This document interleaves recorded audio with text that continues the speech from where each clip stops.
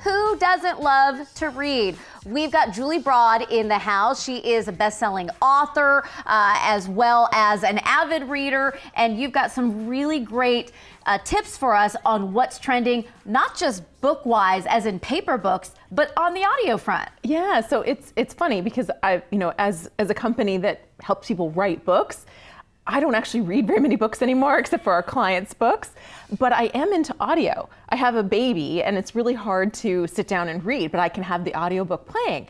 But I'm not the only one. Audiobooks are growing rapidly, whereas print books and eBooks are still continuing to grow, but not as much as they used to. So audiobooks are hot, especially if you have anybody on your list who's under 35.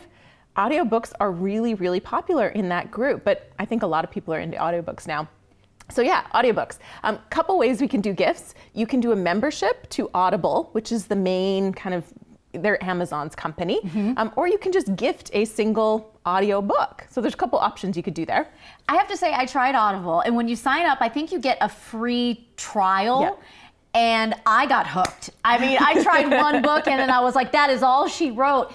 It's so fascinating because you can discover brand new authors that way. Yeah, and it's one thing, I'm talking to a lot, we help people self-publish, and I'm talking to a lot of self-publishing authors saying you need to create audiobooks because there aren't that many out there, so it's actually easier to be found. So that's kind of one little tip is to create that audiobook. But gift-wise, we wanted to definitely mention some specific books. The #1 book right now, both in terms, Amazon measures how much people are reading in the ebooks, so they know if you're quitting one chapter in. So the most read book and the #1 audiobook right now is a book by Mark Manson on the subtle art of not giving a bleep. And it's a great book, and it's actually interesting because it's all about caring, but caring about a couple key important things. So that's kind of the #1. So if you're looking for a gift for somebody in your list, that might be it. Or if you want to go fiction, Dan Brown, Origin.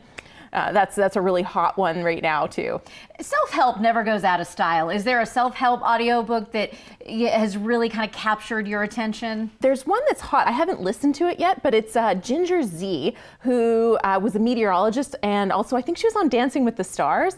And her book is I Cover Disasters and I Am One Too.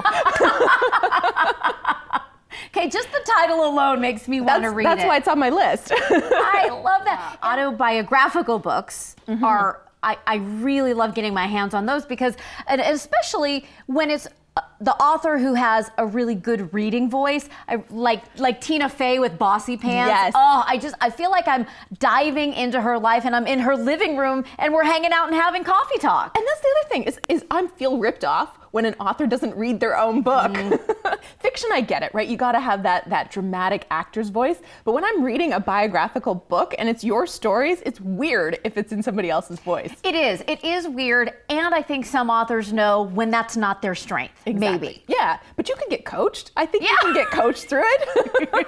Julie Broad, thank you so much. Hey, don't go anywhere because coming up in just a bit on America Trends tonight, we're gonna show you the steps how you can get to writing a book, even if you just have a little inkling or idea right now. We've got the expert herself in our studio. We're back right after this.